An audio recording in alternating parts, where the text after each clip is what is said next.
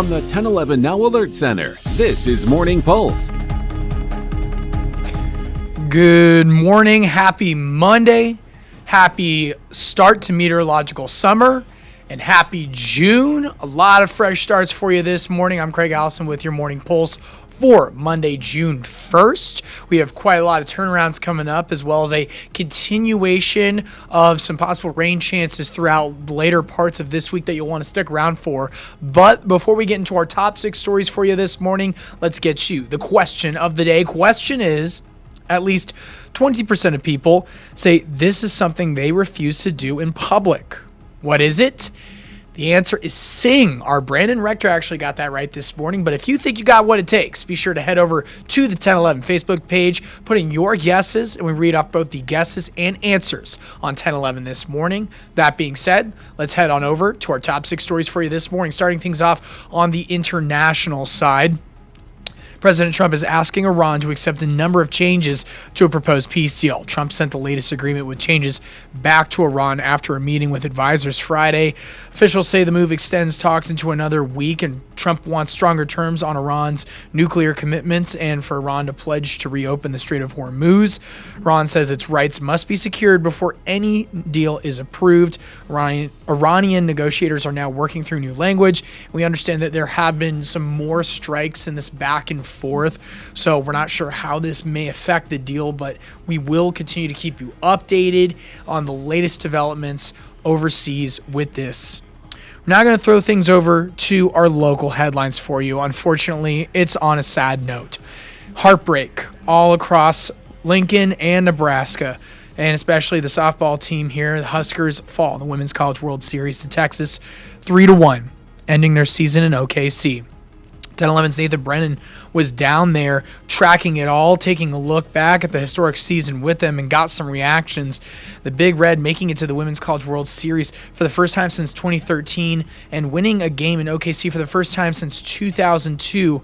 Remarkable feats there for this season that just ended over the weekend. But take a listen to what the whole team had to say about finishing out. This was such a special season. Each girl had their hand all over it. And I just thank Nebraska from the bottom of my heart for bringing back my spark, because it was gone for a long time, and that's something I'll carry with me for the rest of my life. This is a dream come true. I mean, ending it this way in my senior year, and especially with these girls, I could not have drawn it up any better, and God had that written out from day one, and I'm just so grateful and blessed to be a part of it. Softball and the way we played the game was a byproduct of what we were trying to be and do as human beings, with each other, for each other. Somebody said, Jordy, thank you for coming home and changing this program. And I said, I didn't come home and change this program. No one person can do that. It was the girls who were already here that absolutely bought into what this program could do. It was all of the transfers that we had coming in with the goal, knowing what this program could do. And it was everybody the last 3 years putting in their work to make this team what it was this year. Again, nothing short of a phenomenal season. We're all very proud of the softball team for what they were able to accomplish this season. And again, it's just above all, the entire state of Nebraska still proud of, even though it had to end that way. And we do appreciate our Nathan Brennan being down there, checking it out and letting us know how everybody was feeling after the game. Unfortunately, though, we have more sad news shifting over to baseball. Big Red's postseason run has also come to an end here in Lincoln. Nebraska was eliminated from the NCAA Lincoln Regional yesterday afternoon, falling to Arizona State 11-8 at Haymarket Park. The loss came in an elimination game and ends Nebraska's season on its home field after hosting an NCAA Regional for the first time since 2008. The Huskers finished the season with a 43-17 record, marking the program's 20th NCAA regional appearance and its highest win total since 2005. Again, very proud of the Huskers on that part of the baseball diamond for what they were able to accomplish this season. We're now going to toss things over to western Nebraska. One person has died following a crash involving 16 cars, injuring several people on I-80 near Ogallala Saturday, according to the Nebraska State Patrol. NSP says they received a call about a multi-vehicle crash near Brule just after 5 p.m. Mountain Time. They say a dust storm swept through the area, leading to the crash, several cars also catching on fire. 56-year-old Stephen Wickman was pronounced dead at the scene, and 5 people were transported to nearby hospitals, one of them with life-threatening injuries.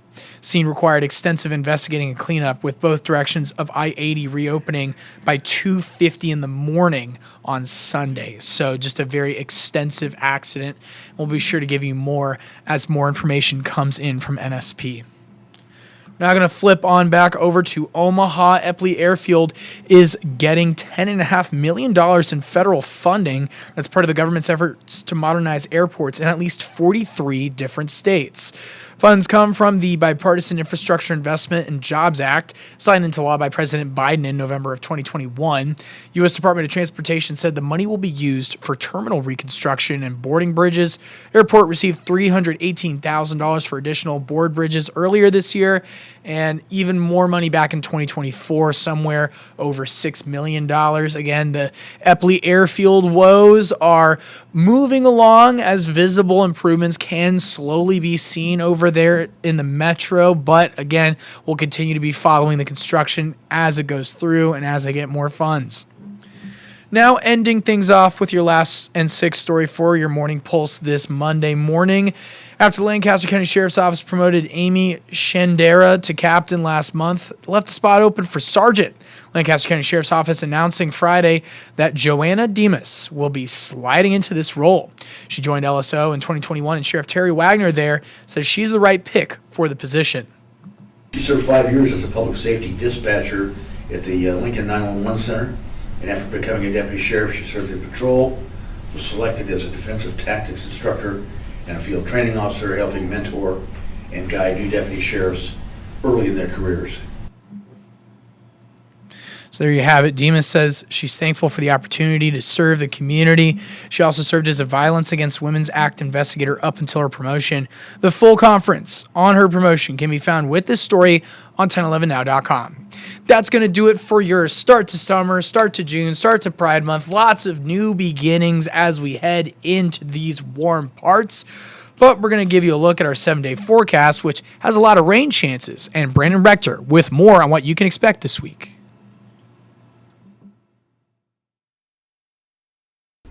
Good Monday morning. Meteorologist Brandon Rector with you in the 1011 Severe Weather Center. It will be mostly sunny to partly cloudy in central and eastern Nebraska today in the western part of the state.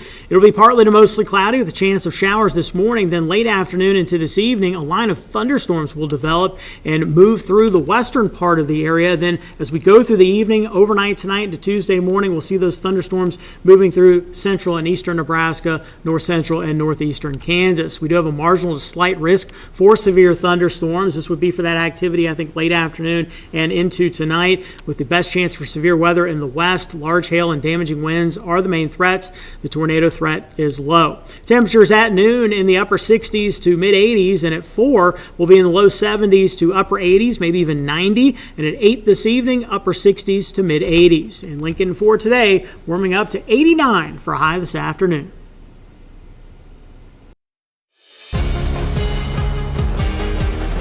From the 1011 Now Alert Center, this is Morning Pulse.